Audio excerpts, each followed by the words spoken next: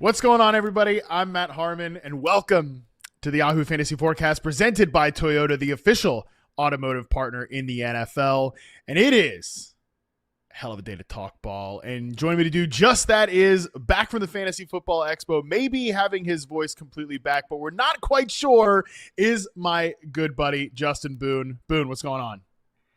I am doing well. I think we're probably like 95% on the voice, and it was worth it. Like the Fantasy Expo, so my first time going, was a fantastic event. Got to meet you, got to meet some great people from Yahoo, got to meet some awesome people from around the industry, had a ton of fun.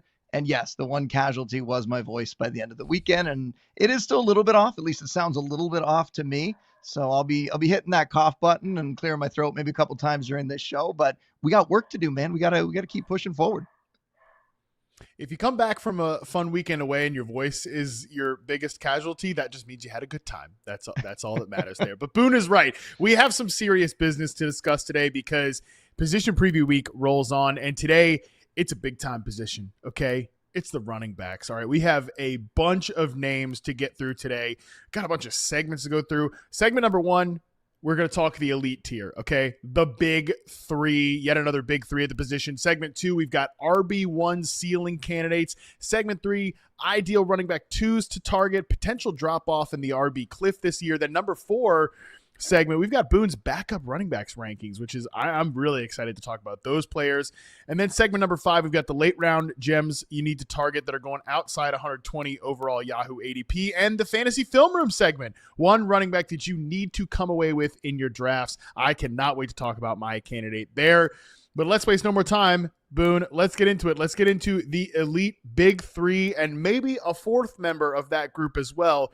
Pretty much in every room, the top three running backs are going to be Bijan Robinson, Saquon Barkley, Jahmyr Gibbs. Let's start with Bijan Robinson, who is our consensus number one at Yahoo. I've got him one, you've got him one, and Scott Pianowski also has him number one. So should he be this unquestioned number one running back, or should he even be in the 1.01 conversation with Ja'Marr Chase? Well, that's the thing that I think is maybe a little more interesting because, like you said, these guys are all going to go near the top of the draft. You're not going to feel bad about getting any of them. They're all going to be awesome for your team this year. I think Bijan deserves to be the top running back this year because we saw him basically do it for most of last season. The final 13 weeks, he was the RB1 overall. He had top 12 weeks 10 times during that stretch. And he gets the easiest schedule of any running back this year. What a gift for a guy like him. Not that he needs it behind that offensive line in an offense that we think they're getting a quarterback upgrade this year. I think this version of Michael Penix is going to be better than the version of Kirk Cousins we saw last year. So, barring injury, and I don't want to, put any sort of hex on him or anything, but barring injury, it almost seems like Bijan is too big to fail. But I do think the more interesting conversation is, why isn't he being talked about as the 101 more? I know Ja'Marr Chase had a fantastic season last year. We all know what he's capable of. The guy can score from anywhere on the field. Super exciting player in real life and fantasy. But over that stretch that I mentioned, that last 13 weeks of the season, it was Bijan Robinson who was the number one fantasy scorer amongst running backs and wide receiver. We're not going to count quarterbacks, of course, but he was the one that outscored Chase during that stretch and did it by a decent margin, by almost a full point. If you look at what Chase did over the full season, it was 20 fantasy points per game for Chase and half PPR scoring. During that stretch for Bijan Robinson, it was 21.1 fantasy points per game. Why is he not being talked about more? Is it just that people are down on running backs? Is it that everyone's so excited about Chase? What is it, Harmon? Well, look, usually the number one overall pick in fantasy is just go to last year's points and sort down. And Ja'Marr Chase had an unbelievable season last year. As Ray Garvin and I talked about on the wide receiver preview episode, which if you're watching this one, listening to this one, you haven't watched the wide receiver one, it's a great conversation. I'm sure you guys will enjoy it. Ja'Marr Chase lapped the field at wide receiver last year. Ray's talking about, I think there's another step for him to take at wide receiver. I'm like, dude, Justin Jefferson had 265 half PPR points last year. Ja'Marr Chase is over 330. So I think that's probably why there's this big consensus. We also think, okay, you know, the wide receiver position maybe a little more secure from an injury standpoint, right? Although that certainly was not true last year. A lot of big name wide receivers missed time, where a lot of these, even the running backs we think might get hurt, you know, the older guys, the guys that are touching the ball a ton, Saquon Barkley, Derrick Henry, they did not get injured. Really, it was just kind of Christian McCaffrey was the big injury casualty last year. We're going to talk about him here in a second. But yeah, kind of the consensus third player off the board, because again, Barkley's coming off this magical season last year, Boone. But I also think from a more maybe microscopic angle, there's been this kind of sort of complaint about Bijan Robinson, that great singles and doubles hitter, but he doesn't really hit a lot of home runs, right? He's not really this kind of like big play guy. I think that could change this year. My working theory on this is last year, Boone, the Falcons ran zone concept runs on 71.1% of their rush attempts last year, according to Fantasy Points data. That was so far ahead, number one in the league. The next ranked team is the Pittsburgh Steelers with Arthur Smith at 59.5%. They were an awesome outside zone team. They were number one in success rate on those runs. They were the number one success rate rushing offense last year because they have this great back. They got a solid offensive line. However, they were also number one in success rate on gap runs. And typically those gap runs are how you rip off these big plays, because I don't see anything when I watch Bijan Robinson like, oh, he can't do it. He can't get those home runs. Like he has the juice. He has the vision. He has the big playability. I just think he needs more of those runway lanes. So if year two of the offense with Zach Robinson, they just install a more diverse run game, which I don't see any reason why they couldn't. Zach Robinson comes from that Rams offense where they've experimented with more gap runs, more duo, things of that nature. That could be kind of the hidden key here, because he has the pass catching ability. He was third among running backs in target share last year. That to me is maybe the last missing piece of why there could be some light skepticism about him as a fantasy player. I see that changing this year. Yeah, when you're talking about a player this talented, I think just because we haven't seen it yet doesn't mean it can't happen. And I will point to the next guy we're going to talk about here in Saquon Barkley, right? Last year, a lot of things were pointing towards Barkley going into this situation and an Eagles offense, this great offensive line. It really seemed like we should have been higher on him last season, and he should have been in this area near the top of drafts. And yet he was often going in the second round last year. And it was because people hadn't seen it. He had been on the Giants. He never had that real opportunity. I think this is going to be the best version of the Falcons that Bijan Robinson has been on.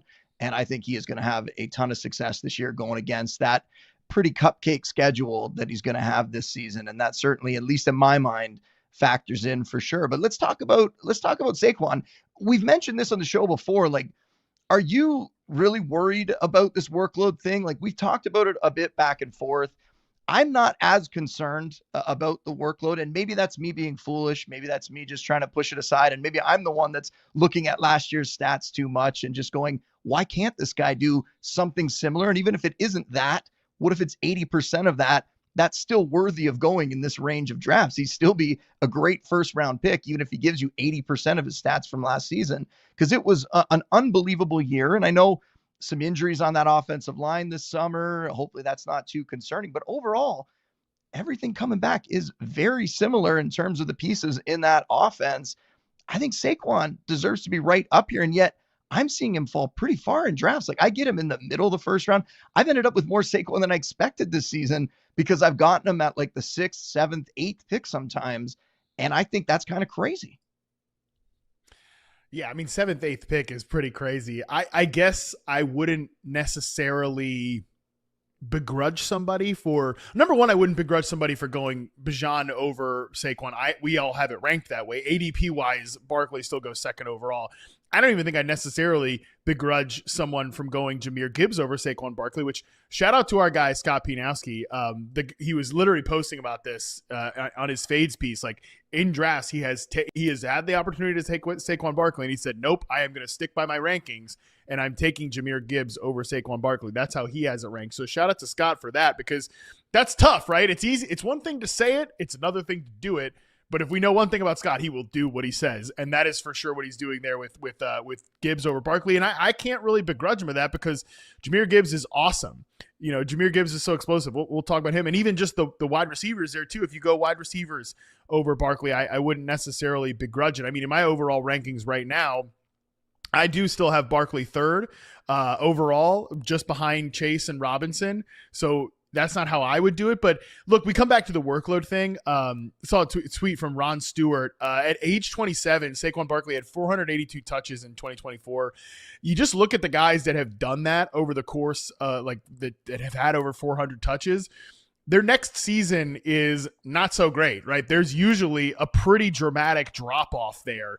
Only one guy has actually gotten better in terms of points per game the next season. Marshawn Lynch in 2013. Marshawn Lynch, what an animal, what a hell of a player. So usually we do see a decline from that year over 400 touches to the next season. It's one of those things, Boone, that I'm not concerned about it until I'm concerned about it. Like if we come out here and see Saquon Barkley take a big step back next year, you're not allowed to be surprised. Like there's evidence as to why that might happen. But it's such a good ecosystem. He's such a good player. I can understand why we're all, as an industry, not betting on it happening. I think the thing that gets overblown is people thinking that, well, he's destined to get injured because he had so many touches last year. And I think you shouldn't play fantasy scared, right? And I saw a really good breakdown of this from Adam Hutchison of Football Guys, a very good injury analyst. And he took a look and he said that, the overall RB population, just the general running backs, have a 27% chance of playing a full season the next year. If you just look at the 300 touch club, that number only falls to 23%.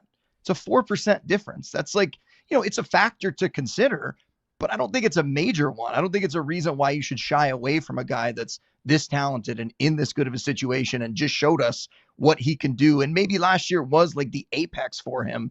But again, his stats can come down significantly, and I would still be glad to have him as my first round pick. So I thought that was a really interesting breakdown by Adam Hutchison. And I think there's a lot of great injury analysts out there, and I think they've all probably chimed in on the Saquon thing. For me, I am still more than happy to take him in this range. Let's go to the next guy here, which is Jahmyr Gibbs. I believe the first show you did with me this summer was Contrarian Corner. What happens to the Lions in a post-Ben Johnson world? What if it all does fall apart? And it felt like you and I were in a lockstep there that if one guy's going to be insulated from that, it's Jahmyr Gibbs. Has anything that's happened since changed your mind? Or are you still pretty locked in with Jahmyr Gibbs as a top 3 running back in this very much elite group? No, he's so good. And it's a testament to him, right? That we say they've lost what we think was a superstar offensive coordinator, and the guys in the offensive line, Frank Ragnow, Kevin Zeitler, some really important names in the center of that line. And that line has been such a strength for them. And yet Gibbs, I think, is just going to be fine. I think he has so many ways that he can win. We saw last year, they handed him the keys to that offense, right? 250 carries, just an unbelievable season overall, 20 total touchdowns, over 1,900 scrimmage yards. And here's another situation where they have the most difficult fantasy schedule. And yet I'm looking at this player and saying he's going to be fine, because even if they're trailing in games, even if they're not in scoring position as much, he has so many ways that he can put up fantasy points that I think it's going to be the other guys in that offense, like we talked about before. And we'll get to David Montgomery probably eventually. I think he's somebody that could get hurt by some of the changes that have happened there year over year. And I think some of the other pieces like tight end and some of the secondary receivers there. But when it's a player like Gibbs, I have no concerns about him. 12.1% target share last year. That was 6th among running backs, just behind Javonte Williams, which, what a stat. I don't think he's going to be doing that in Dallas this year. He's insulated from chaos, those pass catching guys. Speaking of pass catching running backs, we got to talk about the guy who maybe could find his way into this tier if everything breaks right, and that is Christian McCaffrey. And Boone, drafters are they're giving him the pass, right? He has a 9th overall ADP on Yahoo. Does he belong in this tier? And do you still consider this guy a first round pick, or because of what happened last year, is it time to shy away? When you say giving him the pass, I don't know. Do you mean that they're passing on him, or they're giving him a pass in the injuries last year? They're giving him a pass for ruining their season last year. That's what I don't think they are. I think he's paying the price in his ADP right now, because I think if that didn't happen last season, he'd be in the conversation for the 101 pick overall. And I do get it. Like, people get burned in fantasy. It's upsetting. It's hard to get over, whether it's fantasy or real life. Someone burns you like Yeah. that, you're going to be bothered by it, right? I don't think people should be that worried about McCaffrey here. Like, every piece of news we've heard from the best beat writers, even that cover the 49ers, are saying this guy looks great. He's completely healthy. The coaching staff saying you're trying to keep him from himself. We're trying to hold him back a little bit. He is, in my mind, right back there. I think he is going to have a great season. I think he belongs in this group. And you put him in here with a bit of an asterisk because you do not have to pay the same price by any means to get him on your team. But the fantasy seasons that he's had in the past, right? Like, no one's coming for his touches this year. That was one of the concerns that people had. Isaac Guerrero, he's got a shoulder injury. He's going to be out for a couple more weeks. Jordan James, the rookie, he had a finger surgery recently. We don't know when he's going to be back. So none of those guys are a threat to him in my mind. I think CMC is going to come out. They're going to ride him until the wheels come off. I think he's got one more good, really big season in him here. And if you think back, like, we're just one season removed from this guy just tilting leagues, right? He averaged 2.5 more fantasy points per game than any other running back 2 years ago. And that was actually 4 more fantasy points per game than any other running back up until week 16. I don't see why he's not going to be up in that same kind of group again. This isn't the same 49ers offense, yes, but Deebo Samuel not being there, I think that could actually help McCaffrey. Ayuk not being there until probably mid-season, I think that could actually help McCaffrey because this offense is going to be very concentrated around him, George Kittle, Ricky Pearsall, and hopefully Juwan Jennings if he gets back healthy and is out there. They're going to build this thing around CMC. Can you not see a scenario where he ends up as the top scoring guy again? We've seen so many older backs who now take such good care of their body and continue to produce at a high level well into their late 20s and even early 30s. I think CMC's that kind of guy in terms of taking care of himself. I think he's going to have another great season. 671 fantasy points in 2022 to 2023, which is just so far and away number one at the running back position. Number two is Derrick Henry at 518. And a lot of it is because of his passing game usage. 19.6% target share in those two seasons combined. Nobody else, again, is even close to the position. And I agree with you with Ayuk injured, with just this whole weirdness in the 49ers receiver room. Like, he could pile up targets once again. And look, if in 2 weeks, knock on wood, we get a report that calf, this, that, and the other. Yeah, we're docking him down in the rankings. But for now, I've got him 8th overall. I would take him in the first round. If you don't want it, here's the thing. If you don't want to do it out there, fine. Don't do it, okay? Whatever. Do whatever you want. These are your fantasy teams. You want to take someone else, go for it. But as we sit here today, he has that ability to be a true first-round pick. He should be. And yeah, if he stays healthy, he can compete to be the number one overall scorer in fantasy. Let's move to the next segment here. These are guys that are true running back ones. They're players that can compete with these other guys at the top of the position. Maybe not the big three, but they can be running back ones. So you've got, and by the way, these guys are 8th overall to 43rd overall in Yahoo ADP. It's a big group of guys here, Boone. So Ashton Genty, Devon Achane, Derrick Henry, who is the 8th overall player, so maybe you're a little bit lower than consensus on Henry. Chase Brown, Bucky Irving, Jonathan Taylor, Josh Jacobs, Kyron Williams, Amarian Hampton, Kenneth Walker III, and James Cook. Where do you have like a tier break in between these guys? Because I do. So I'm curious where you see like where do things drop off from like true RB1s to maybe like a little sketchier in this individual tier? Yeah, I think I would determine this first group as just like solid RB1s. I might not be super excited about all of them, but I think they're all going to be fine as the RB1 in your team. I think the break for me there happens after Kyron Williams, and you start to look, and it doesn't mean that I don't love Hampton or Walker or Cook. I absolutely do. I mean, I got the Bills mug next to me here. I couldn't be happier that Cook has this new contract and that we don't have to worry about that situation for the rest of the season now in Buffalo.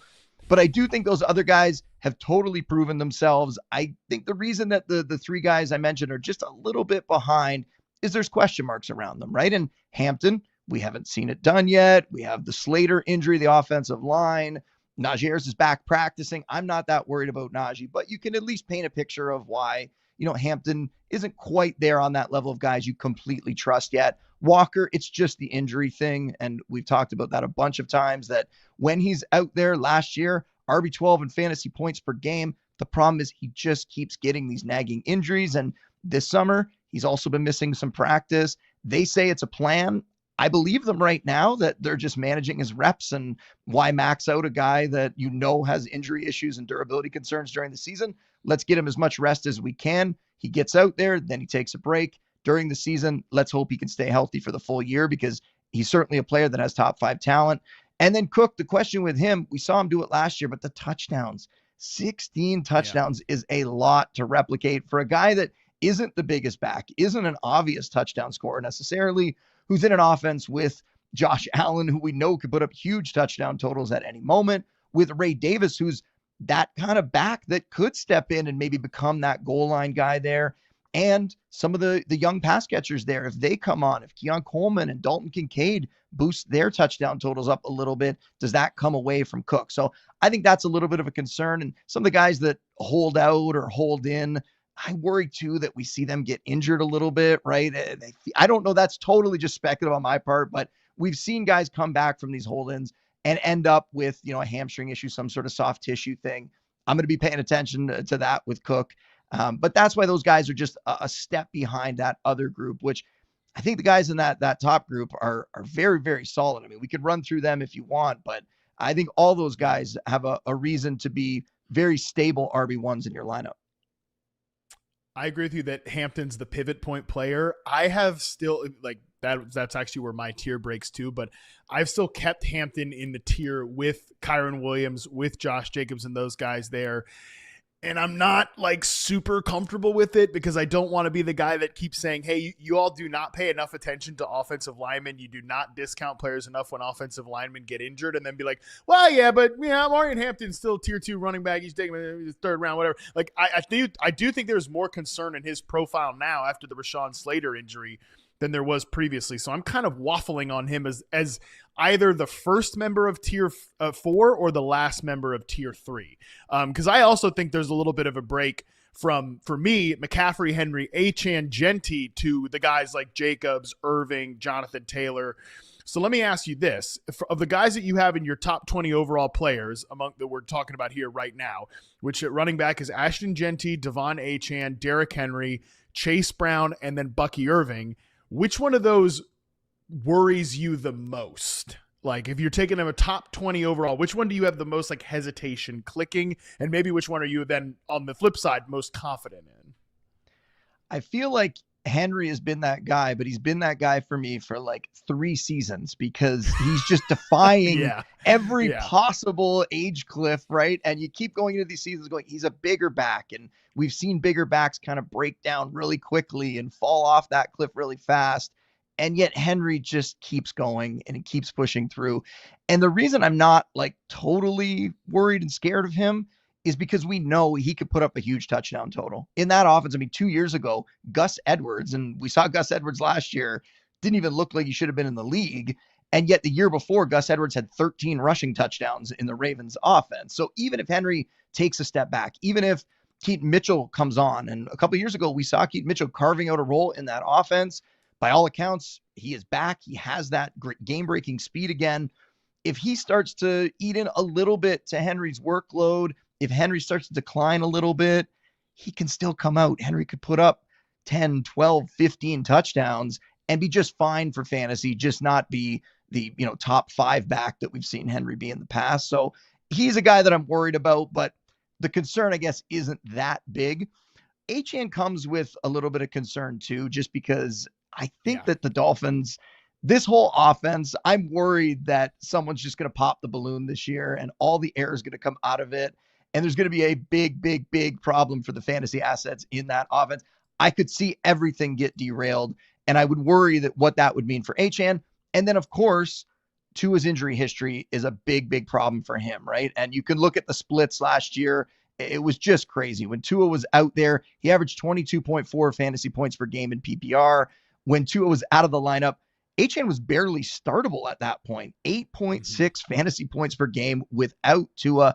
And the big difference was the receiving work. When Tua was out there, he averaged 6 receptions per game, 46 receiving yards. When Tua wasn't out there, 2 catches for 10 yards on average. Just crazy, crazy splits for him. And those are two situations that either Tua could get hurt or just in general, the Tyreek Hill distraction, the offensive line problems, things could go south very quickly for Miami. And then you worry what that would mean for Achane. Man, the Achane stuff is so tough for me because, all right, like I on the one hand still have him ranked as my 12th overall player. But like how great do I feel about it? The Dolphins, like training camp reports have not been good. The offense, Tua played in the preseason because he was so bad in the joint practice. Was it with the Patriots or whatever the other week, like whatever, whoever they just played the preseason, I can't remember. It was so bad that he's like, they had to get him out there to get reps against the Bears. Excuse me. Yeah. So the Bears defense took him to task. Tua plays in the preseason. Now there's bad reports this week that, again, from the tweet we're showing right now at @A_Peyton. Either the Lions or the Dolphins are really bad or the Lions are just a juggernaut. Not a great day for Miami. So training camp reports have been bad. There's the Tyreek Hill weirdness of it all. Jalen Wright gets put in at the goal line to maybe like subtweet, Tyreek Hill, who said, well, I'd like to see Jalen Wright over Devon Achane, which is just weird.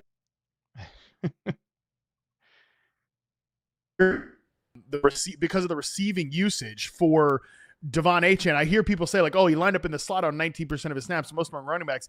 He had a minus 1.39 air yards per target. It's not like he was actually running slot routes. He just got a lot of like screens, 25 catches, but a bunch of screens. So are the Dolphins really just going to be a good offense if they're screening people to death with Devon Achane? He could be a fantasy like point scam, Boone, but it wouldn't necessarily be great for the Dolphins offense. Yeah, I think it's super concerning. And don't get me wrong, I've taken plenty of shares of him this year because of the ceiling that he still does offer if things do stay on the rails this season. But if you look at that group that you mentioned, like I feel the need to constantly point everybody to Chase Brown again. And if you could still get him in the early third round, great. I see him go now in the late second. He's really moving up in ADP quickly here. And it's for good reason, because I think this year he could be a guy that's comparable to what we've seen from Achane before, right? You look at what he did last season. Once Zach Moss went down, Chase Brown went off. RB7 overall in fantasy points per game over the final 15 weeks. And then he come out this year and everybody is talking about him around the team. I mean, their offensive coordinator, Dan Pitcher, he told Jory Epstein that, by the end of the season, we are going to see Chase Brown be a household name. I believe it. I think that is totally true. I don't think anybody there is going to take significant work away from him as long as he stays healthy in this offense that I think is going to be very, very potent this season. Chase Brown has been, I think, one of the best picks at that 2-3 turn. I'm still willing to take him as he continues to rise here because I think he's probably just as valuable as any running back going in the second round. Love it. And you're so right about the receiving usage. I talk about this often. Week 10 on, 33 catches, 39 targets, both of which were second only to Devon Achane, and actually averaged more air yards per target. So he was getting some more downfield look. I mean, not that much downfield, but yeah, I love Dan Pitcher saying he was everything Austin Eckler was. Like, I do think that's actually a pretty good player comparison for Chase Brown. All right, we are going to toss to a quick break here. We come back. We'll talk through the running back twos that you need to target for your fantasy team right after this quick break.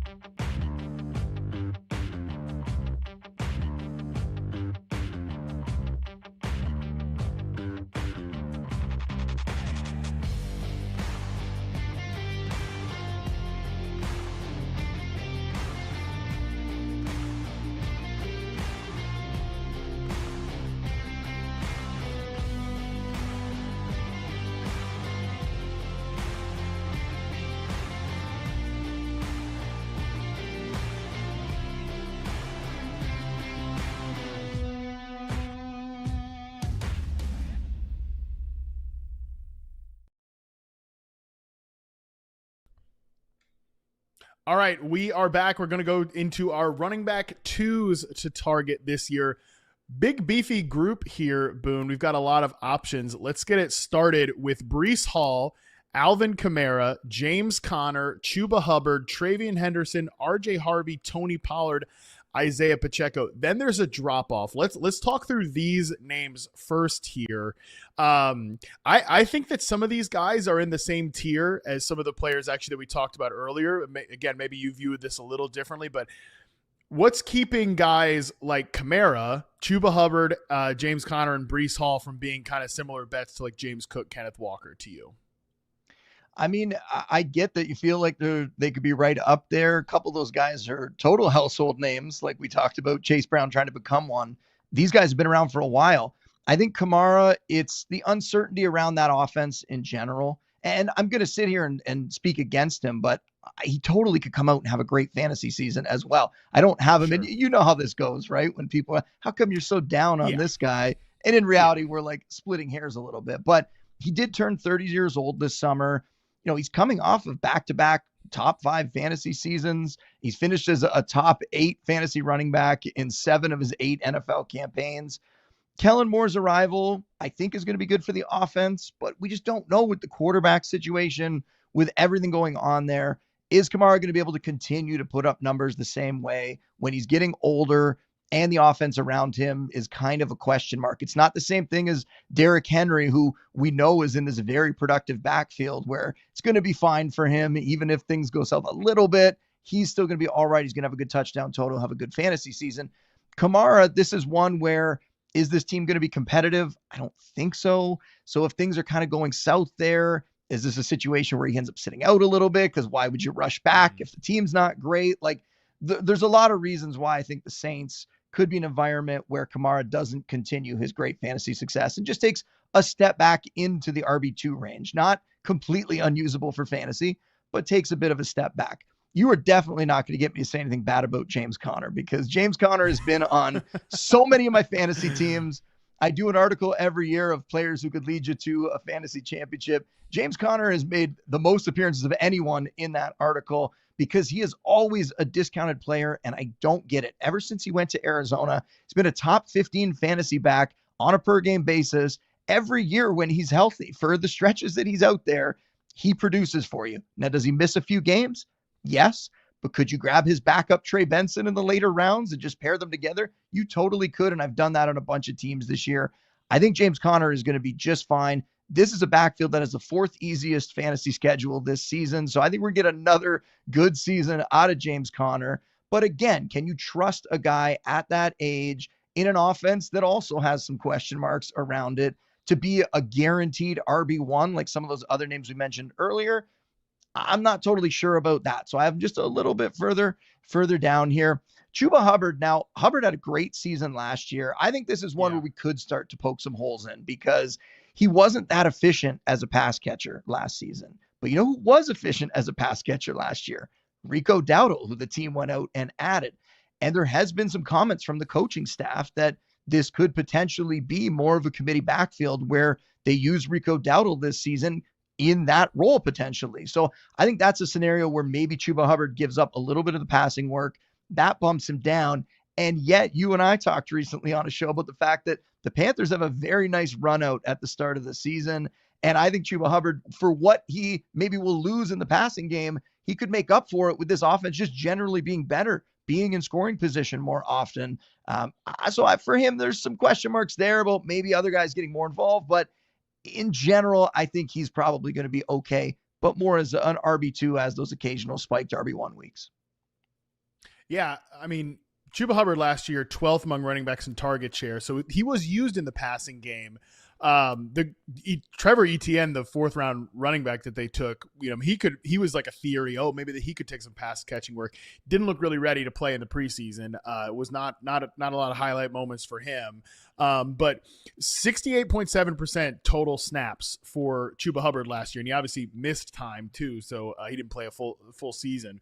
He has a lot of room to give up some snaps and still be very useful for fantasy football. So I found myself kind of willing to bet on Chuba Hubbard just because I do find myself to be a little high on this Panthers offense in general. So I have Kamara and Hubbard the highest ranked among this group, 38th and 39th overall. In full PPR formats, I definitely think you give a bump to Kamara because, dude, the Saints offense could stink and Tyler Shuck could be, pulling the ripcord on these plays like we've seen him do both in the preseason and his college tape, and he's dumping that football off to Alvin Kamara. Like Alvin Kamara could catch 90 passes and the Saints could stink out loud. Like both things can be true there. So I think those guys are interesting in that tier. RJ Harvey and Trevian Henderson, 2 rookies you have in this tier. How aggressive have you been drafting those players?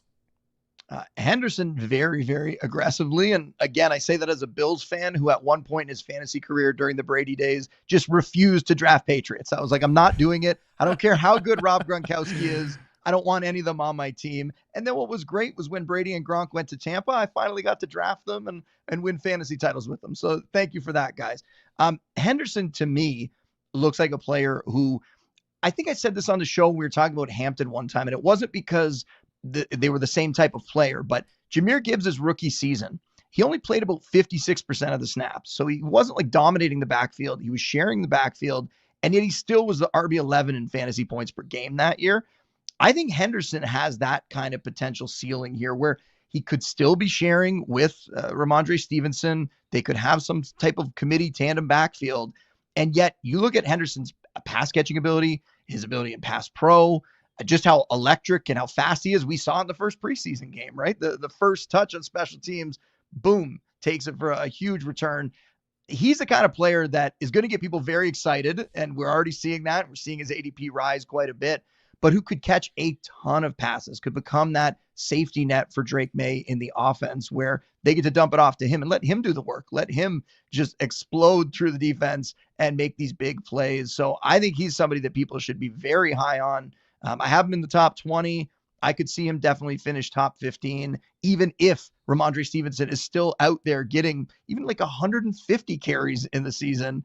I think just Henderson has that pass catching ability that's going to put him over in fantasy. For Harvey, it's a little more interesting because we talked about this too. I think J.K. Dobbins is going to be involved in this backfield quite a bit. And J.K. Dobbins might even be the guy they rely on more early in the season. So I think Harvey might get off to a little bit of a slower start. And then as the year goes along, take over the backfield more. I think he's a guy that you're drafting because you want him for the final 3/4 of the season. You want him for the second half of the season to help lead you to a fantasy title. Not necessarily because in week 1, he's going to come out and dominate the workload and have a huge fantasy week winning performance. Because J.K. Dobbins is still a very good back, right? Last year, before he got hurt, was a top 15 fantasy back in fantasy points per game. And they like him and they trust him as a veteran.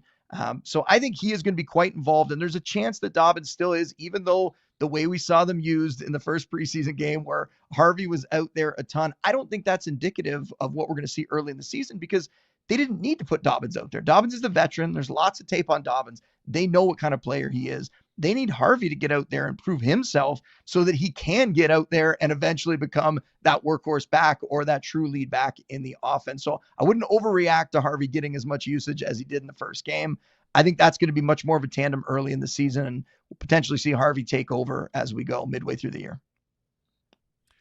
I let you talk about the 2 exciting young rookies because I'll take the last 2 guys that you have in this group, like the boring kind of play. Not that either of these guys are old or washed up or anything like that, but Tony Pollard, Isaiah Pacheco, I'm glad you highlighted them as maybe like potentially different than the next group of guys where you see a little bit of a drop off here. And I thought I was going to be high on Tony Pollard, and I pop on the overall rankings there at Yahoo. I'm at 57th overall. I was like, all right, cool. I'm going to be like getting some Tony Pollard this year. And I have been getting some Tony Pollard as a running back too, especially now that Tajay Spears is out. I definitely think the appeal is on the rise. And then I see you're 1 spot higher and Scott's up at 51st overall. So if I maybe need to bump up Tony Pollard just a little bit, but I think he definitely stands out. Pacheco stands out, obviously, that if he continues to – there's like a Brashard Smith hive, and I think Brashard Smith could be an interesting player, but he's also a 7th rounder. I know Pacheco used to be a 7th rounder, but he seems pretty entrenched to me as the top running back for just the Kansas City Chiefs offense. Like going to score a lot of fantasy, going to score a lot of points. So somebody in fantasy is going to matter in that backfield. I like those 2 guys as sort of they're again sort of the most interesting in what might be a little bit of a tenuous and boring tier after some of those younger, exciting options. But let's get into that group where you see a little bit of a drop off here. If we can bring the board back up, it's an interesting group with Caleb Johnson, David Montgomery, Joe Mixon, DeAndre Swift, Aaron Jones, Tyron Tracy Jr., Brian Robinson, Jordan Mason, Jalen Warren, J.K. Dobbins, and then you got two Jags backs here, Tank Bigsby, Travis Etienne, before we get to the cliff. A lot of guys with a wide range of outcomes here in this tier, Boone. Talk me through a couple guys that you're ranking here, but you're definitely not drafting too much. Well, very quickly, you said the boring veterans at the end of the last tier there, and I agree there's a big drop-off. Very quickly, I'm really excited about those two players. And it's not like Tajay Spears didn't die or anything. He's going to be back. He suffered a high ankle sprain. That can sap a running back's effectiveness, certainly. And we'll see how long it takes him to get back up to speed. But Tony Pollard last year had a great season. It looks like he's going to be able to have another great season. They've invested in the offensive line. They've upgraded at quarterback. So really, really excited about Tony Pollard as an RB2 for your fantasy lineup. And then Pacheco, I mean, he was hurt last year. That's the last time people saw him. Wasn't the same player. But you look back to what he did before that, right? Like before he got hurt in those first two games last year was the RB17 in week 1, the RB19 in week 2. The year before, the entire year before, was the RB15 in fantasy points per game. So this is a guy that I think people have just forgotten about a little bit. And Brashard Smith, a very interesting player. I think maybe a better real life addition for the Chiefs in that kind of pass catching role than he's going to be. He's not going to come in and take over this backfield. So I just wanted to say that about those two because I think they deserve to be highlighted, especially because I'm not that excited about the next group here. But anyway, we mentioned David Montgomery earlier. Just somebody that I think we saw last year, his carries dropped back a little bit. He got through with receiving work. He got through with the touchdowns like he always has. But is that going to continue? Are they going to be able to continue to be in scoring position as much as they've been in the past without Ben Johnson, with some of the losses on the offensive line? Like that tweet earlier, they're not going to get to play the Miami Dolphins defense every single week, right? It's going to be some tough matchups in the NFC North. So you worry about that a little bit, I think, for Montgomery, based on the fact that the team has just made it clear this is Gibbs' backfield. Gibbs is their guy. He's going to get the majority of the work as long as he's healthy. So it makes Montgomery a little bit less exciting and a little more of maybe an injury away guy who can give you that, RB3 flex kind of production, but might become more of a touchdown or bust kind of player. I'm so worried about Joe Mixon. I mean, the injury situation, the way that they've talked about it, the way that they're sort of dismissive, they don't even want reporters to ask about it. It's very strange. And this is one player I will say that if he gets back out there before the season, if he ends up being okay and they were just kind of hiding that information from us, I'm going to get burned because I've had him ranked very low and I have not really drafted Mixon anywhere this year. And we saw what he did last season. And yet, even if he does come back and ends up healthy at some point, they went out and made a concerted effort to get other players, to get competition in that backfield. Nick Chubb is there now. Is Nick Chubb potentially on his last legs? I think so, based on the way they're talking, unless DeMeco Ryans is just like totally throwing smoke screens over everything. Like he knows Nick Chubb still has it. He knows Joe Mixon is healthy and he's just trying to throw everybody off the scent. I don't think that's the case. He seemed pretty honest about the fact that Nick Chubb's near the end of his career, but still Nick Chubb is there. Could he vulture some touchdowns? For sure. They brought in Woody Marks. I think Woody Marks is very interesting, especially in the passing game. So this isn't the backfield that Mixon had last year where he kind of had it all to himself. We see these other guys involved. Even Dameon Pierce was hurt this summer. He's back out there.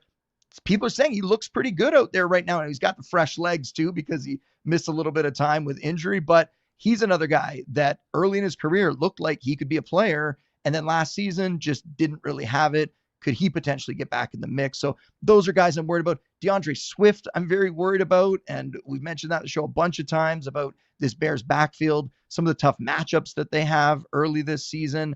Could we see a scenario where Swift ends up losing more and more work as we get through these early weeks? And if he's struggling, and that entire offense could potentially struggle a little bit out of the gate as they try to gel and get used to that Ben Johnson system. So I think Swift is a guy that could start to cede touches to the rookie Cal Monangai, potentially Roschon Johnson if he's healthy, though I'm a little bit worried about Roschon being injured here because they brought in some backs for tryouts and for workouts.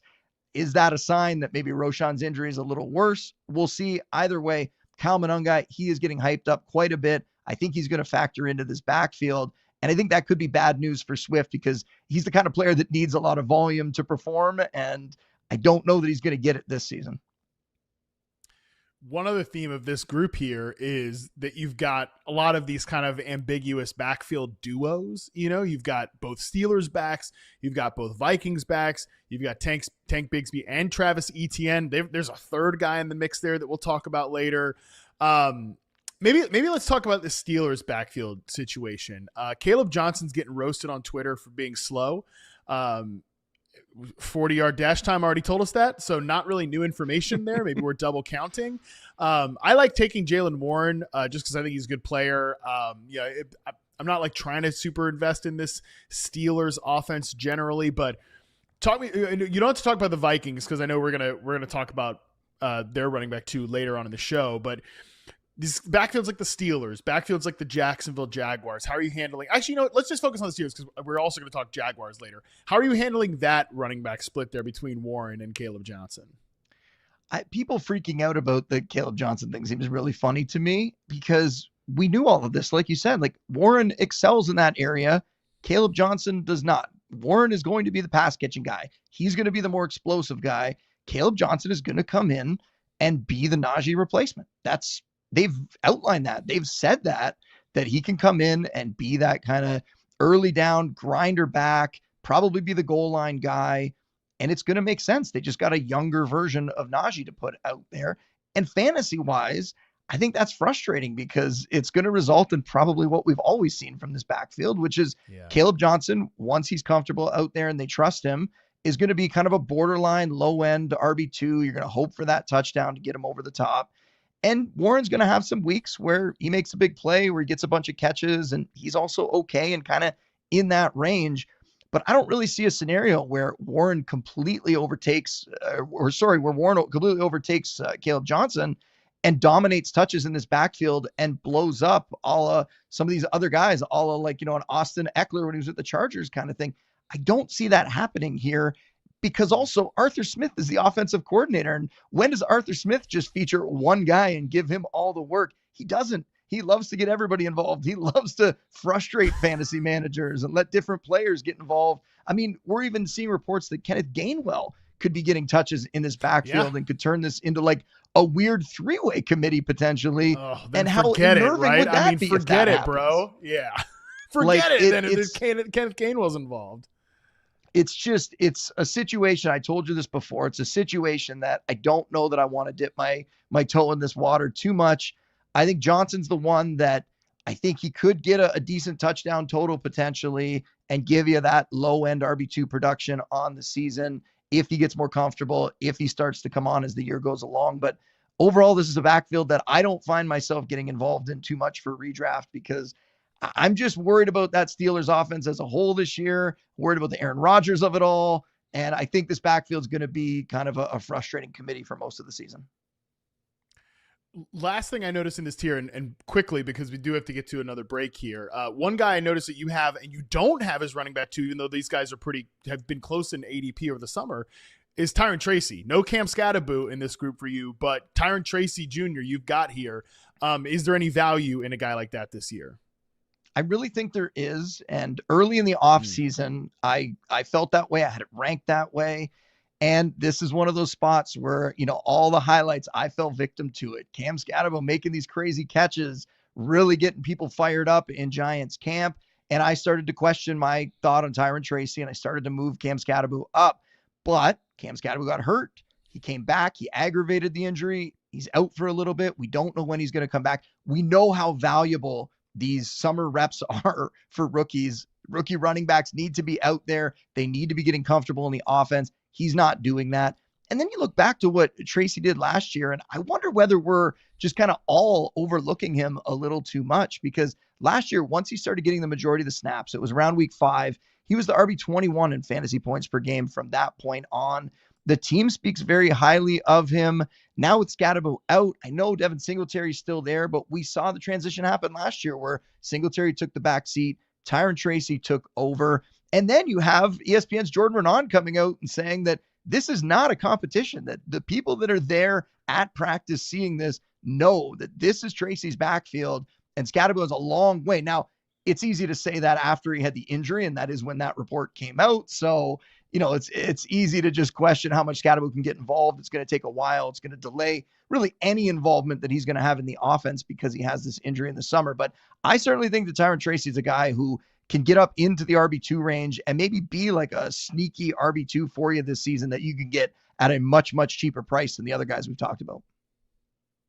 I really like this call out because I haven't really known what to do with these two guys when it's been like, hey, this is maybe a two-way committee. If it's not, if it's just Tyrone Tracy, I'm disgusting enough and hate myself enough to try to find value in the Giants backfield. No question about that, especially for a guy that, like, if you're going to go for a running back in what's probably a bad offense, you want a guy that is a pass catcher. Tyrone Tracy is a converted wide receiver. From week 12 on, he was 7th among running backs in catches. It was only behind Achane, Jahmyr Gibbs, James Conner, Amir Abdullah. Bet you could have never guessed that one. Aaron Jones, Bucky Irving, and Jalen Warren and him were tied at 20 receptions apiece. So, yeah, he's got the receiving background. And Russell Wilson, we know he likes to throw the deep ball. If he's not doing that, he's checking the football down. He is number 1 in check down rate over the last 2 years combined. So Tracy could get a lot of passes, and you could kind of scam your way some PPR value among Tyrone Tracy at the running back position. So I'm glad that you called him out because he hasn't been somebody we've brought up on the show very much. So good reference to get him in there. All right, we're going to take another quick break. When we come back, we're going to talk through what everybody loves, backup running backs. Okay, the starter gets hurt. Who's the first guy off the bench and the sneaky fantasy superstar, the classic league winner, as the people like to say? We're going to talk about that on the other side right after this quick break.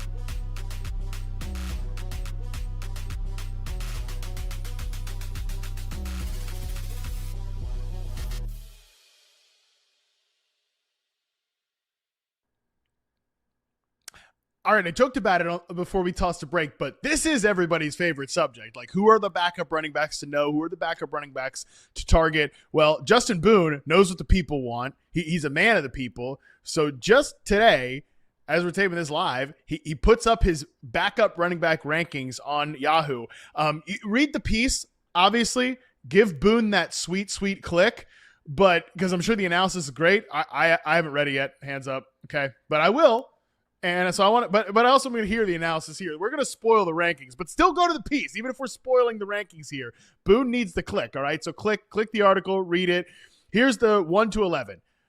David Montgomery, Jordan Mason, Zach Charbonnet, Trey Benson, Ray Davis. First feedback, way too low on your guy, Ray Davis. Number 6, Isaac Guerrero. Number 7, Braylon Allen. Number 8, Ramondre Stevenson, Tyler Algier, Will Shipley. Finish it up with Rico Dowdle at 11. Okay. Again, we're saving Jordan Mason. We're not going to talk about him here because we are going to hit him in a later segment. But I like that you've got him this high. There's a couple guys I want to just point out here that maybe are not like straight up backups, I would say Montgomery, Stevenson, like those guys are going to have real deal roles. The other guys that I'm questioning about their real deal roles, Boone, they might not be true backups, would be Braylon Allen and Zach Charbonnet. Breece Hall and Kenneth Walker went they're going way earlier. Third, fourth round type picks. But our drafters discounting the risk that Braylon Allen and or Zach Charbonnet actually figure more into the regular rotation, and they're not just sort of these injury replacement guys. I question that Charbonnet becomes like a significant part of the offense if Kenneth Walker's healthy. Now, Walker's durability concerns, maybe they linger into the season and you need Charbonnet to be out there more. But in the past, when Walker's been healthy, Charbonnet really hasn't had that big of a role. He's like the true definition of the backup that you want to get in fantasy. Because I agree with you. Guys like Dave Montgomery, Jordan Mason, when this piece went out, I fully expected people to be like, those guys aren't real backups. I can play them on my fantasy team. And you can. They can give you RB3 flex value for sure. Charbonnet, I still feel like he's a guy where you're going to need that Walker injury for him to explode. And we've seen that actually happen over the last few seasons, right? In the 6 games that Walker missed last year, Charbonnet's weekly fantasy results, RB1, RB6, RB12, RB15, RB21, and RB27. So he's just a plug and play kind of top 15 option whenever Kenneth Walker misses time. But I question they just haven't really used him as that guy that's going to have a really big role in the offense when Walker's healthy. Now, when you talk about Braylon Allen, I think this one is a little more interesting because there's so many things to factor in. And we didn't get into Breece Hall too much earlier because Breece Hall's in this really weird limbo spot where does the new coaching staff like him? How does he feel about being there? Are they actually going to do what Aaron Glenn's been saying and bring in these other guys and really use 2 or potentially 3 backs in that backfield all season long? It seems like they're pretty serious about that, especially with Allen. I mean, you got all the buzz throughout the offseason about how he's looked. He flashed last year when he got opportunities, and then he comes out in the first preseason game. He rushes 8 times for 33 yards and a score, and everything he's doing is pointing to the fact that maybe he does deserve more work and potentially the goal line role. And we have a coaching staff that comes over from the Lions where they like to use 2 backs. And could Allen be kind of that hammer where Breece Hall ends up being more of the Jahmyr Gibbs type, or some of these rumors and reports in the offseason that Breece Hall could be a guy that gets moved? Could we see that still happen if they like Braylon Allen and Isaiah Davis, who is the number 3 back there, if they like those guys that much? I think that's totally possible. Like, there is a non-zero chance that Braylon Allen could be in a 50-50 backfield or maybe even be the more valuable fantasy back because Breece Hall seems to be upset. I want to remind everyone again, when Breece Hall talks, he does not seem to be too happy about the way things are right now. At least that's my interpretation of it all. And I think part of it might be because he sees the writing on the wall that there's these other backs there that are involved and that clearly are playing quite well and maybe making him potentially expendable. Yeah, I mean, if you're drafting Breece Hall, you're secretly hoping for Dallas Cowboys running back Breece Hall by the trade deadline. Yes. I think that's what you're secretly hoping for there. Because I agree, Braylon Allen at this point, like, the drumbeat's been there. I think he played all right as a rookie. He's a big, powerful back. So, and yeah, Breece Hall's out there tweeting like a wide receiver. Time will tell. He talked about today, hey, Breece, what do you think about Kyron Williams, James Cook out there getting contracts? And he's like, well, they've proven it more than me. They've been this, that, and the other. So, yeah, we'll see about the Breece Hall stuff. But, yeah, Braylon Allen definitely – you're looking for guys in this tier, Boone, that, like, we know all these guys are injury – high-end upside guys, right? Like Tyler Algier is a great example. Tyler Algier has no usability if Bijan Robinson is healthy. Like if you have to start Bijan Robinson, or excuse me, Bijan Robinson, the player I paid the most for in the salary cap draft at the Kings Classic. Yeah, you gotta start Bijan Robinson. No, if you have to start Tyler Algier, your fantasy team's probably banged. You're not in a good spot, or you're in a sicko freak league. But if Bijan Robinson goes down, Tyler Algier is going to be like a top 10 ranked running back, but he has no like weekly usability. You're looking for guys that might have like what the heck flex value to put a Sigmund Bloom turn on it while also being that injury upside guy. I think Charbonnet might be one of those guys. Braylon Allen definitely is one of those guys. Dave Montgomery is more than that. So if we're looking at some of these other injury upside guys, Trey Benson, Ray Davis, Isaac Guerrero, Will Shipley, I think fits into this mix. Rico Dowdle probably fits into this mix. I don't think he's going to have like weekly startability. I would put, the only thing I would maybe disagree with you here is that I think I would have Ray Davis above Trey Benson. Ray Davis just stood out to me more on film. I was like, that guy can play, man. I know you are happy about James Cook. There was a sick part of me that was like, man, I think Ray Davis just might be better than James Cook. Like that's how excited I am about Ray Davis, but that's the only thing I would say maybe he needs to be higher. But yeah, between Benson, Guerrero, and Ray Davis, those guys definitely, I think all could be really highly ranked if the starters ever missed time. Yeah, I mean, I thought that I was going to wake up one morning and have the James Cook is a Dallas Cowboy message in my inbox, right? I thought that was going to happen and free up Ray Davis. Obviously, it didn't. And like I said, I'm glad that it didn't. I am happy that James Cook is still a Bill. But Davis certainly showed more than enough last year that he deserves probably more of a role in this offense. And I alluded to it earlier that he's a guy that could be a potential goal line option. He's a guy that could get worked in more. Last year, he got a couple opportunities in the games where he had over 50% of the snaps. It happened twice. He finished as a top 15 fantasy back both times. So he has that in his toolbox. He could be a good fantasy player, and certainly his role could grow.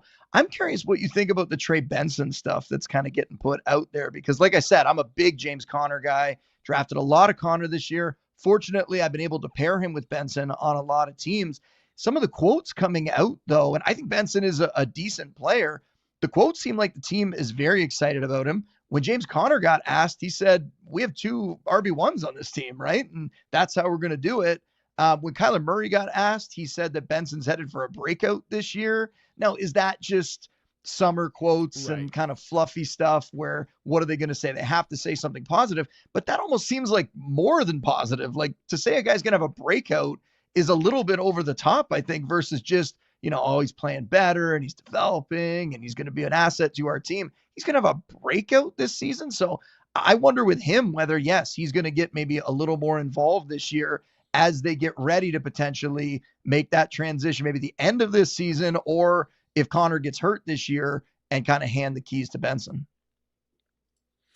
Okay, so I think this is something, it's like a bigger conversation because we do this sometimes in fantasy where we hear a word like that a coach says and we immediately put like the fantasy terms on it where, okay, Kyler Murray says Trey Benson's going to have a breakout. For us, that means like, oh, he's going to break out and become like a fantasy starter. But for Kyler Murray, that might be, hey, this is a guy that has like 700 something total yards and is a useful part of our offense. Because Trey Benson was not that last year. He was never, ever really on the field unless James Conner was hurt. So if like Trey Benson just becomes like a good change of pace back, that's a breakout for the Cardinals. It's not necessarily a breakout for the fantasy community. Same thing, honestly, last night, Boone, when there was a quote going out from Greg Roman talking about, hey, even if Najee Harris, I guess Najee would maybe fit on this running back ranking at somewhere if he didn't look like Fetty Wap right now. But like if Najee Harris is going to be out there, like that was mean. I'm sorry. If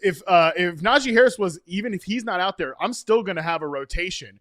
And fantasy people hear that and think, oh no, 50-50 rotation. Like, yo, that might be Amarian Hampton's 75%, Kamani Vidal or whoever the hell is like 25%, like, rotation could literally mean a guy is rotating in for 2% of the snaps. Okay. So I think this is like it's a really minor thing, but that's sort of how I feel about the Trey Benson thing. I do think there is a chance he could emerge as a nice change of pace back, but I do think it would take an injury to James Conner for him to be like a fantasy option.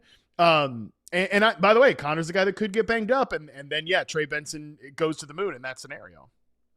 Yeah, the other guy that I think we should talk about in this range, I touched on a little bit before, is Rico Dowdle. He's coming off this 1,000-yard season, and he's going to a scenario where they have said they want to use him, that he's not just a pure backup, that they want to get him out there and get him involved. And I mentioned before how that could happen. It could become where he's out there in the passing downs, where he's contributing in that way, and that could lead to a little bit of fantasy value. So I think he's somebody that goes very, very far down in drafts, and yet maybe does have that path to putting up some sort of flex value some weeks for you while also having that injury away upside behind Chuba Hubbard. Yeah. Again, all these guys are interesting to draft. I think your top three is right because those guys, I don't know. The Zach Charbonnet stuff. It's just been like bothering me that it's a new coaching staff and the fantasy community just assumes because of the past usage, as you highlighted, like it is Kenneth Walker's job.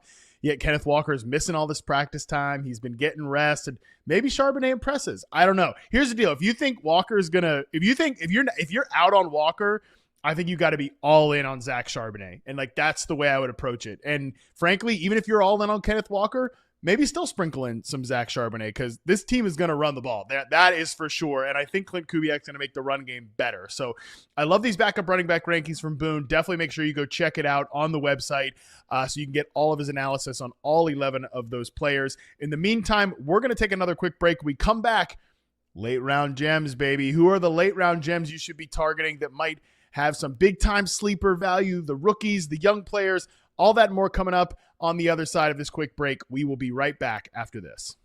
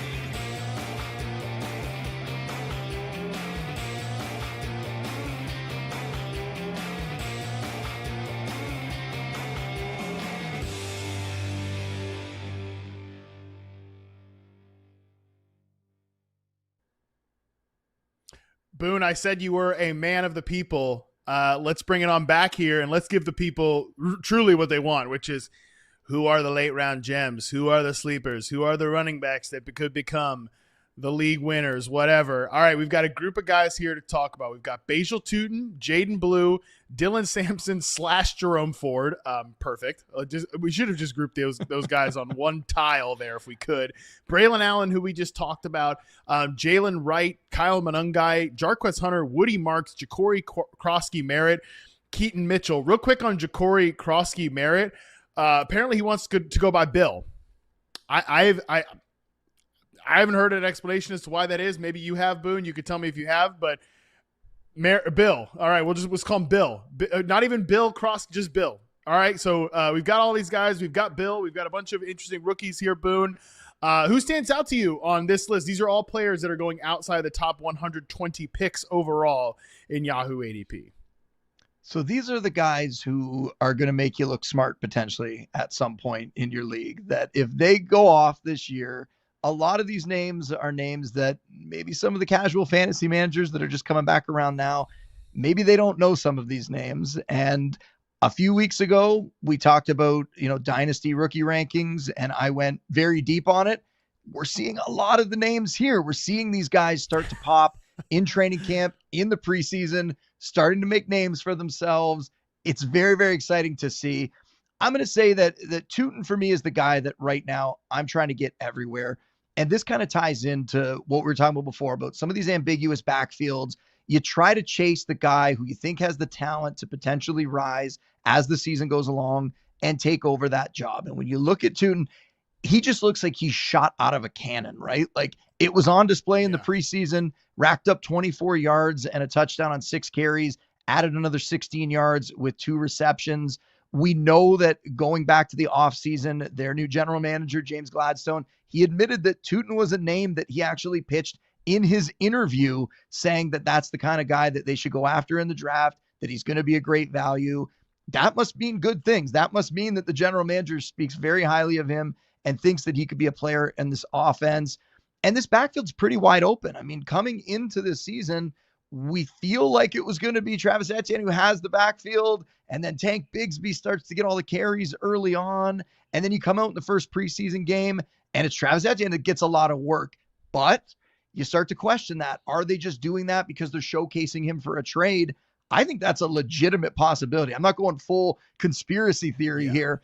I think that is a legitimate possibility that they are showcasing him to hopefully get a team like nudge, nudge, the Cowboys, producer Colin, to come over and trade for him very, very cheap. It will not take much to get him. And that would really open the path up here for Tootin to step in. And there was more weirdness that happened. I mean, they come back after the preseason game and Tootin rattles off like a 50-yard run in practice. All the beat writers comment on it. And then Travis Etienne, I think, ends up with an injury and goes in and doesn't talk to the media. And then Tank Bigsby's out there tweeting, these cryptic tweets where it seems like he feels like he's unhappy or someone's lied to him. I'm just trying to figure it out here. I'm trying to read between the lines. But regardless, this is a situation where I think the veterans are maybe seeing that this guy is making plays. This guy is exciting. He missed a little time a few weeks ago with an injury. Now he's back. I think there's a good chance that at some point this season, Tootin is the one that is leading this backfield. What does that mean? I don't know. Anyway, someone else. What are these running backs doing? I know they're the running backs are not the cryptic tweet. They're not the cryptic tweet position. Okay, come on, you guys like the copyright on this. Yeah. What's the Denny Carter tweets like? Running backs is keep grinding. Like, big Tank, we need you out there.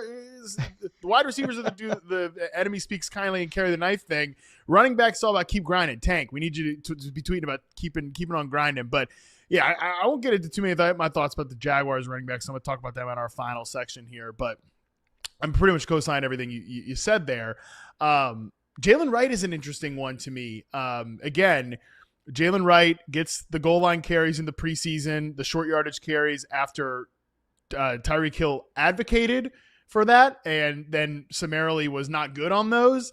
But it's interesting because Jalen Wright was going higher last year than he is this year in fantasy, and that was with Raheem Mostert on the team. Do you worry that a guy like Ollie Gordon, another rookie they drafted this year, who's more that like bigger back? I mean, Jalen Wright's got some size, some more size speed than Gordon, but Gordon might bring like a power element. So do you think there's anything there, any clarity, or again, is this just a backfield you're maybe avoiding? I don't feel great about Wright. I'm going to be honest. He's somebody that I think where he's going and the way that they've treated it so far with him being the number 2, he's a guy that you could take and hope that he ends up in that job. I think he still has the lead for that job, but I totally agree that Ollie Gordon is this big back, a very underrated prospect too, because of the way his college career went, where he had a lot of success early and then the numbers kind of dipped, but he's still that back from a few years ago. He could put up big numbers. He's a guy that I like. I also think this is a scenario where we've seen them bring in some guys for tryouts and workouts. Could we potentially see them grab somebody, maybe another veteran or something who becomes available at the, cut down day? I think that's definitely possible. It's frustrating to see Wright come out and struggle in that role near the goal line, but I think that tells you that Dolphins offensive line might be the problem. It might not be the fact that Achane's not that big of a guy. Yeah. It might be the guys up front that aren't opening the holes. But Wright, I mean, he was fairly quiet last year during his rookie season, but he did have a 13 carry, 86-yard effort in week 5, flashed a little bit there. So he's somebody that they definitely like. I mean, he was a day 3 guy, but they traded a 3rd-round pick from the next year to get him on day 3. So they clearly like him in-house. Whether he's actually going to be able to live up to what they thought he was going to be, and I think what fantasy managers last season thought he could be, I'm not totally sure. And yes, on top of all the other concerns that we mentioned earlier about the Dolphins. Jaden Blue, I think, just continues to be a guy that, as long as nobody gets traded there, there's no Brees Hall, there's no Travis Etienne, is someone that you should take a shot on. I'm not ashamed to admit that I did a $1 bid on Miles Sanders in the Kings Classic, salary cap draft. Don't laugh at me, okay? I didn't listen. It was $1. I'm trying to get out of there, bro. You know that draft was long, all right? So if I can sneak Miles Sanders out of there with the dollar, fill up that roster spot, pack up my bag, and get to the bar, I was doing it. All right. So Miles Sanders, though, I guess I'm invested into Miles Sanders in a very tiny way. But the Miles Sanders Javonte Williams battle, quote unquote, in training camp doesn't seem like it's providing a lot of winners. I think Jaden Blue could be a guy that does get some first team work. Maybe not early on in the season, but could continue to mix in. I still think he makes a good, this year's Bucky Irving candidate, if you want the clickable little title there, because he's a day 3 rookie. He's somebody that does have juice. He has pass catching ability, and this is an offense that I expect to air the football out quite a bit, Boone. I wasn't laughing at the Miles Sanders pick. I was laughing at the text I sent you during that draft, which was, do you need me to pull the fire alarm? Because it was going for so long that we were just trying to figure out ways to get you out of that building. But it worked out. You got Miles Sanders for $1. Maybe that'll turn into something. I don't think so. Sick. And I'm not convinced that anybody in this backfield is going to turn into something this year. But for the prices they go at in drafts, why not, right? Why not throw a dart at any one of these guys? If I'm going to do it, I do think that Blue is the one to throw the dart at. It seemed like they were very excited about him, that he was starting to come on.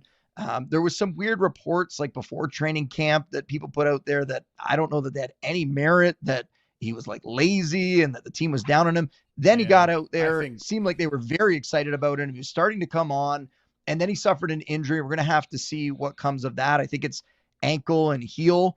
So we'll see when he gets back out there, but certainly a guy that could end up being a pass catching weapon in an offense that I think is going to have to throw quite a bit as well. So let's get that explosive guy that could catch some passes. Let's get him out there, because I don't believe any of these reports about Javonte Williams is back and he's finally healthy and we're going to get the old Javonte. No. That is like the most training camp fluff I've ever seen.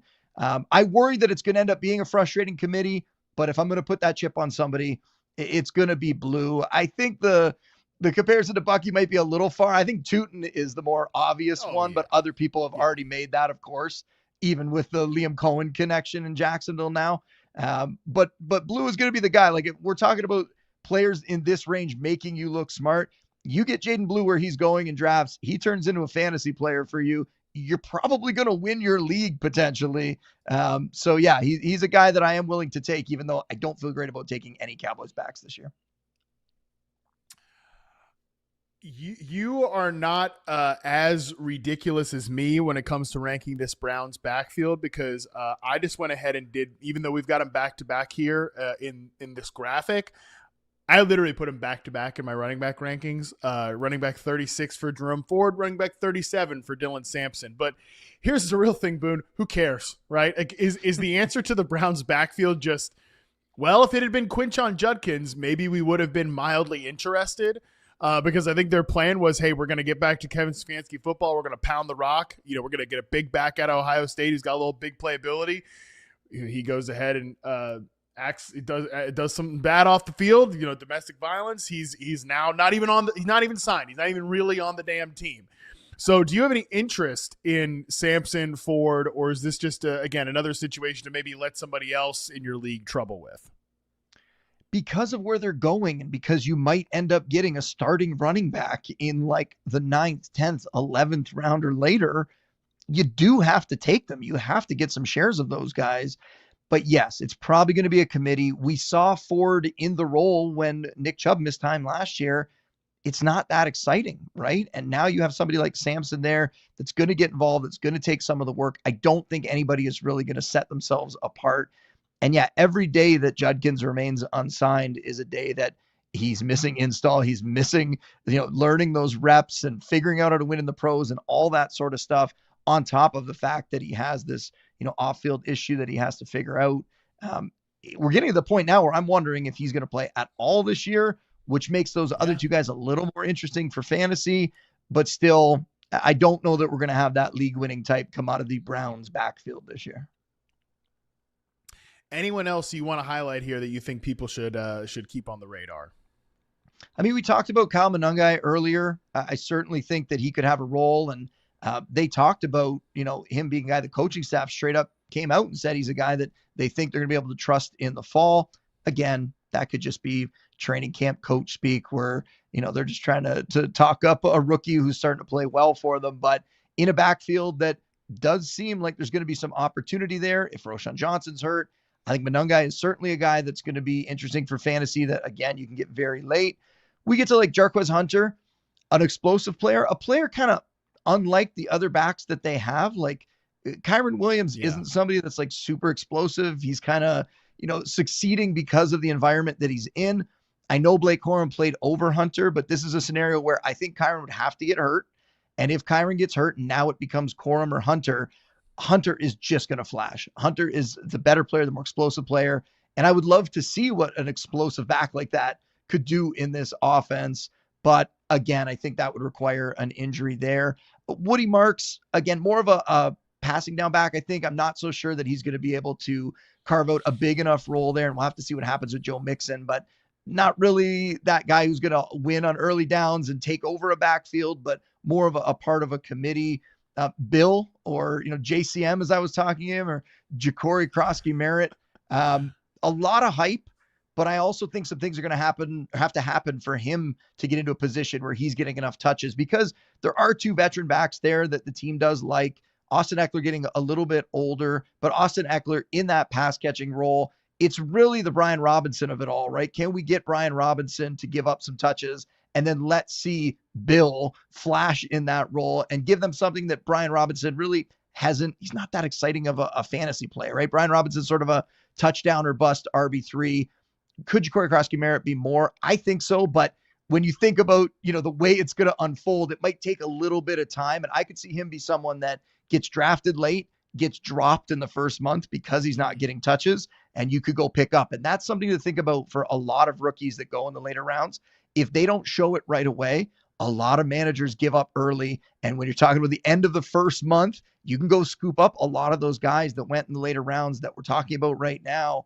And you could have them on your team for when that breakout actually happens, whether it's a post, rookie bye week bump or whether it's just them earning a role as the season goes along. So those would be some names. I mean, Keaton Mitchell could have a role, but he's not a workhorse back. He's more of a guy that you get very late and you could throw him in your flex spot and maybe he gives you some value there, but not somebody that you're looking to take over the backfield. Even if Derrick Henry gets hurt, he is not going to be the lead back that is going to dominate in the Ravens backfield.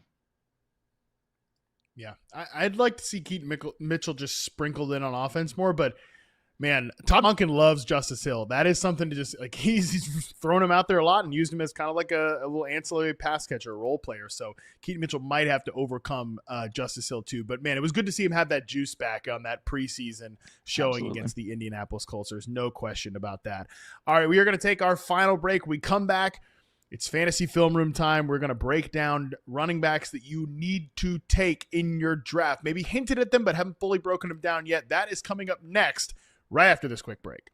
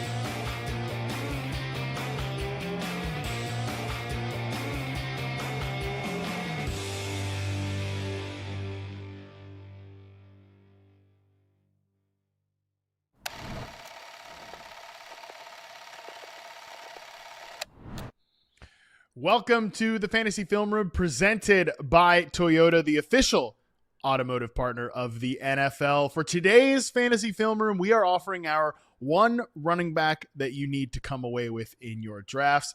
And Justin Boone, talk about a guy who needs to be in the film room a little bit more, needs to get back, watch the film, clean up the reps. That's me, buddy, because when I pull up the doc this morning, you know, I told you and producer Colin, I have my personal training session every Wednesday, 9 a.m. to 10 a.m. You already been in the dock by that point. You already picked your guy. So I'm sitting in the sauna thinking, damn, Justin Boone got the guy I wanted to take in this section. And so go ahead and tell the people about this running back that you want them to grab in every single draft. And I co-sign it with you, buddy. It is Jordan Mason on the Vikings, formerly of the 49ers, formerly backing up an older back with injury concerns and then stepping in and putting up some really solid performances. I mean, 108 yards from scrimmage over those first 7 weeks before he got hurt himself and missed a little bit of time last year.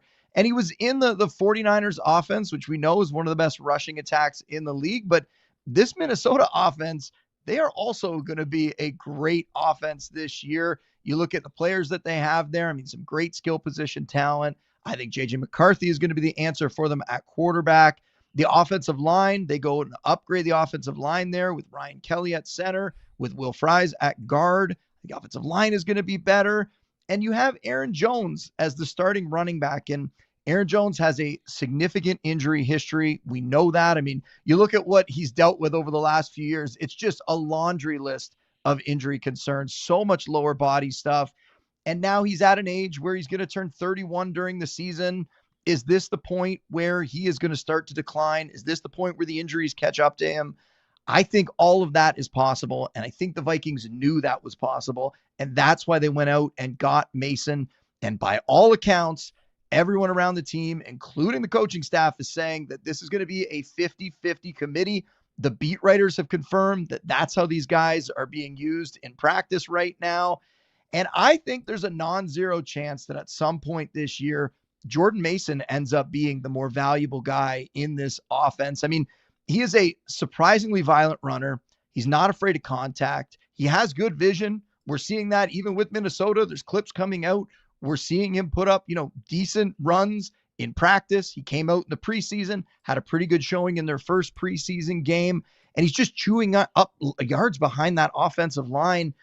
Was a very efficient outside zone runner last year, near the top of the league in that category. And he drops into the same kind of situation with the Vikings where he's going to get those opportunities there. And if you look at the outside zone run metrics from 2024, two different teams, obviously, 49ers having such a good rushing attack for so long in that Shanahan system, but Mason blew away Aaron Jones in most of the categories when looking at those outside zone run metrics.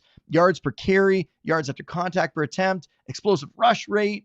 He is ahead of Jones in all of those. So who's to say that the fresher legs, the younger running back, doesn't overtake the veteran running back? And we already have heard them talk about how he might be the goal line guy there. So that is going to add value as well. Maybe we can see him get to work in the passing game a little more, which really hasn't been something that has been on his resume in the past, but I think he's capable of doing it. I think this guy is going to have a great season, is going to be an RB3 flex option for you, maybe even more. And if Jones does succumb to injuries at some point, we're looking at Mason as a top 12 fantasy back. I love this call. Jordan Mason's a guy who runs with vision, runs with power, decisive guy. You mentioned the outside zone success. Also pretty good on gap scheme runs as well. And I do think the Vikings want to transition their run game a little bit more towards that. So love the call from you. Like I said, if I was a better podcaster, I would have jumped on the dock and put Jordan Mason first. I didn't. So instead I'm going with, and maybe a little bit of cheating answer, any Jaguars running back. Okay. I want you to target Jaguars running backs in your draft. Doesn't matter which one. I mean, I'd still rank Bashal Tutin first because I think he has the most season-long upside, but there's a path to any three of these guys being the one that you want. Let's start with Travis Etienne. We saw in the preseason game, he got that screen usage. He was out there a ton. I think he could be a guy that is really critical in their screen package, and Liam Cohen ran the most efficient offense from a screen perspective last year, so Etienne could be the guy there. Okay, well, what if they want to go with more power gap scheme runs. Well, which is, by the way, they were number one, the Tampa Bay Buccaneers last year in yards per carry and third in success rate on gap runs last year. Well, then that's Tank Bigsby. He was the most efficient runner on gap runs with the Jacksonville Jaguars last year. Okay, what if it's just Bashal Tutin? He's the explosive guy on the outside zone runs. Just because they're going to run a lot of gap doesn't mean they're not going to run a lot of those zone run concepts. By the way, the Buccaneers not efficient at all on zone concept runs. So, hey, guess what? Tutin could be that guy there. And really, again, this is just an ambiguous backfield where I don't want to write anything in pen right now. Yes, Travis Etienne was the guy that was out there a ton in preseason, right? We mentioned Tank Bigsby's kind of cryptic tweeting, all right? We don't know for sure what this backfield is, but I will say, from a film room perspective, watching the Tutin preseason late snaps, stuff like that, I loved how explosive he looked. I love how he was hitting holes. He was decisive, which he wasn't always in college. And most importantly, Boone, I don't know if I pointed this out to you on Saturday when I saw you later on, but I did point out to a couple other people. He was holding that football tight. This is the guy that had fumbling problems in college. He was like, I am not going out here and fumbling in the preseason. So love to see that we got that from Bashal Tutin. Really good stuff from him. Again, definitely take your Jaguars running backs when you're drafting this year. That is going to do it from us today. Thanks again to Toyota, the official automotive partner of the NFL. Before we go, one big announcement as well. Been telling you all about it. I'm going to tell you about it one more time. You love this podcast. You love Justin Boone for all the running back stuff he's giving you. You love Scott Panowski. You love Nate Tice. The whole crew. You love it. Well, guess what? We are bringing the Yahoo Fantasy crew to Las Vegas in a couple weeks for a Yahoo Fantasy Kickoff weekend on Friday, August 22nd, Saturday, August 23rd at the Venetian Resort in Las Vegas from 5 p.m. to 7 p.m. on both nights. You can catch me, Boone, Scott, Nate, the whole damn crew at the Yahoo Sportsbook inside the Venetian. We're going to have a big meet and greet, a fantasy Q&A, and on Saturday night, we are going to share our 10 biggest pieces of draft advice before the season starts.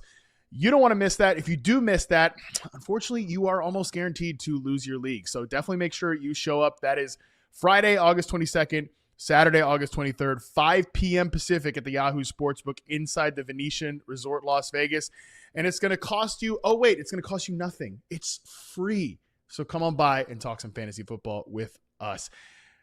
Justin Boone, you are the man. Appreciate you. Tell the people what you're working on right now that they can check out as the doomsday clock is getting ever closer here towards draft season being over and week 1 approaching.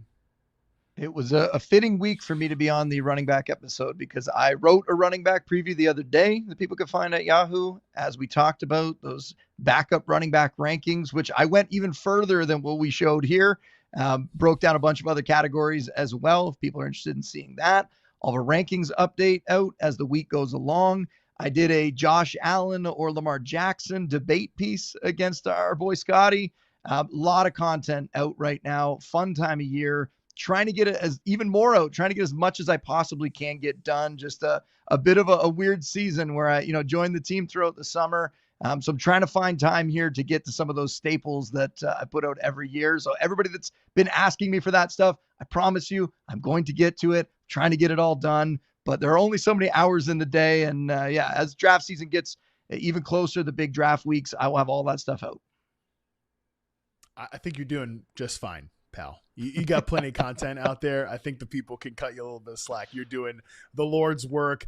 We are going to put a bow on position preview week as Nate Tice. We're going to dust him off. He hadn't been on the show for a minute. We've been doing Football 301. Now he's back from paternity leave. Well, we're going to dust him off. We're getting back on this fantasy show to talk tight ends, position preview with the tight ends. He is an absolute freak in terms of this position. I'm sure he's going to have a ton of insight. That is going to be live tomorrow at if you're watching this right now, it's going to be live on Thursday at 5 p.m. Eastern on YouTube. So until then, we are out.